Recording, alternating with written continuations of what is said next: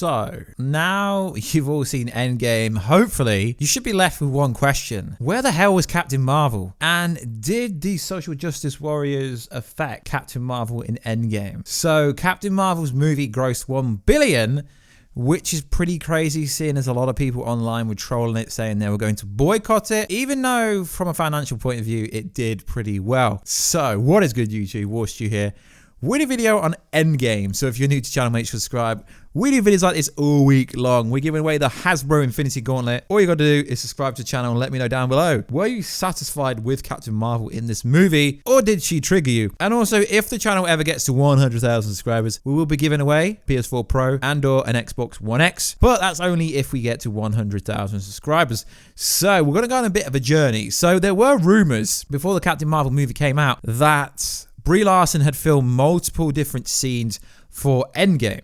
So careful for spoilers if you haven't watched Endgame, but why would you be watching this had you not watched Endgame? So we've all seen Endgame, we all see how little Captain Marvel's in this movie. And yes, she does get a new haircut, which really replicates how she looks in the comics. It is so damn similar to the comic book look. One of the most realistic look compared to other characters. She looks like she's been ripped off the page and put into Endgame. But realistically, she's been advertised as being the strongest Avenger. There's been lots of banter in interviews with Chris Hemsworth and Brie Larson. You got like YouTubers saying that Brie Larson is hated by absolutely everyone. Then you see behind the scenes images of them laughing around and joking around on set. Would you really joke around with someone that you hate? I don't really get why people push agenda. So essentially, the movie was about the 6 original Avengers. But she spent half the movie trying to help the other galaxies, the other planets, which, yeah, does make a lot of sense to me. But seeing as she's supposed to be the future of Marvel, the face of Marvel going forward, she really didn't get much screen time.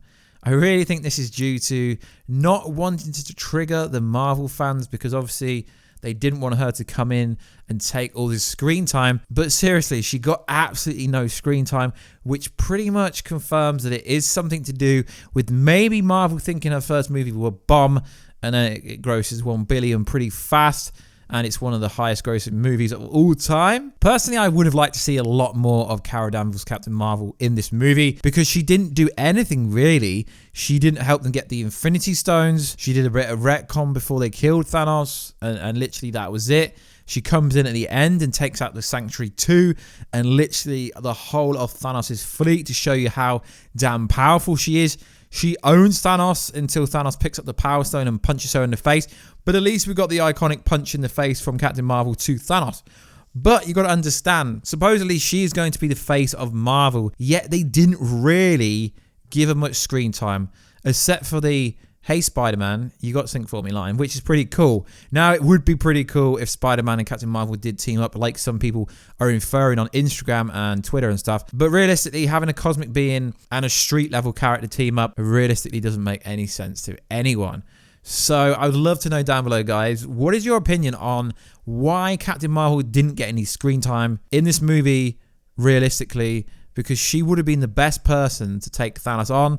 Yeah, I understand Marvel didn't want it to be a kind of the new face of Marvel takes out Thanos really easy, because realistically, she could have done. They've hyped her up to be the most powerful Avenger. Yet we did see that, but only in a tiny, tiny inkling, which is not what I was expecting. But I would love to know what you guys think down below. Why was there so little time of what is supposed to be the future of Marvel in Endgame?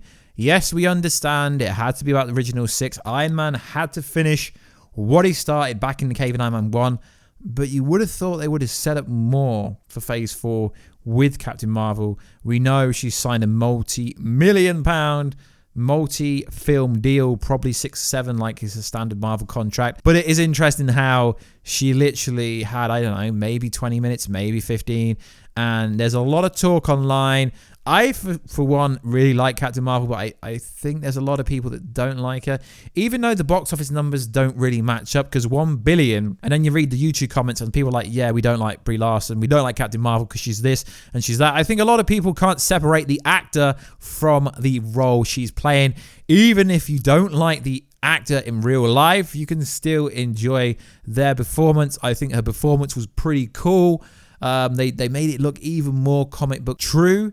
Her costume, the hair, pretty cool. I was a bit disappointed with the lack of Captain Marvel that we had in this movie, but also we are pretty unimpressed with the lack of Hulk in terms of fighting in this movie. So I just want to know down below, guys, do you think this is a ramification of the backlash of the social justice warriors online? Why we didn't get much kind of action from Captain Marvel? Yeah, of course, they did team up the A-Team, the female Avengers. They did team up the Super Squad for girls. We had that awesome scene with all the other female warriors. Pretty sad that Black Widow couldn't be in there because that would have been awesome. But they teamed up a lot without really giving us a lot. And when she did arrive, it wasn't like Wakanda scene when Thor arrived and he literally came down and smashed everyone. Although she did smash Thanos' Sanctuary too, which is pretty badass, it didn't really have the same effect because we've only seen her in one movie and we don't really know her. Captain Marvel is the strongest Avenger, although I have seen some people in the comment section saying, no, she can't be as strong as Thor because Thor is a god. That logic really makes no sense when Captain Marvel essentially gets her powers from the same source as an Infinity Stone, and an Infinity Stone is OP power level, so it is pretty interesting. So guys, like always, please like, subscribe, share the video with everyone you know. It would be cool. I'm not seen anyone talking about the lack of Captain Marvel in this movie. I think it was fine what she did do, but they should have used her in a much bigger way. But I just think that's a social kind of impact of the backlash they got during the Captain Marvel press tour. And there's a lot of backlash that she's getting online from supposed bloggers and critics, I guess you could say, saying she's this and she's that, and all the Avengers hate her in real life. But I don't really see any evidence to suggest that. So anyway, guys, like always, please like, subscribe, and comment, and we keep you up to date with the latest and greatest Marvel and DC news and pop culture. And I will get you in another video very soon. Catch ya later.